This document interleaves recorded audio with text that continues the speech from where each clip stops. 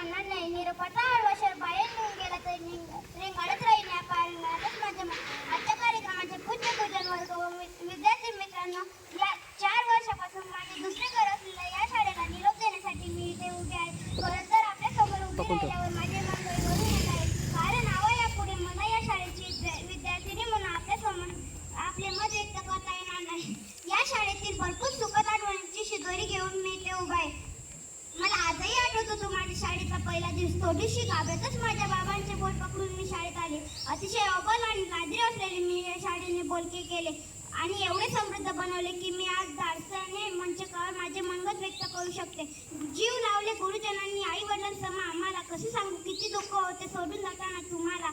या शाळेत मला खूप काही शिकायला मिळालं. याच मातीत आम्ही पडलो, उठलो आणि करत गेलो. सर्वांगीण विकास काय असतो हे आम्ही इथे शिकलो. नुसतं पुस्तकी ज्ञान नाही तर एक माणूस म्हणून कसं जगायचं हे आम्ही इथे शिकलो.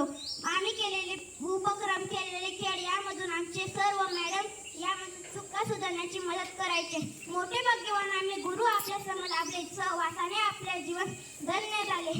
इथून दूर जाताना डोळे भरून आते. इथून दूर जाताना का दुःख आज झाले, वेळ ही थांबून जावी असं का होत नाही.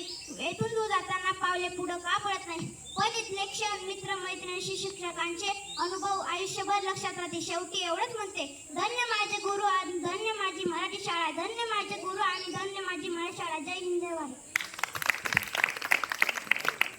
अतिशय छान. बघा तिने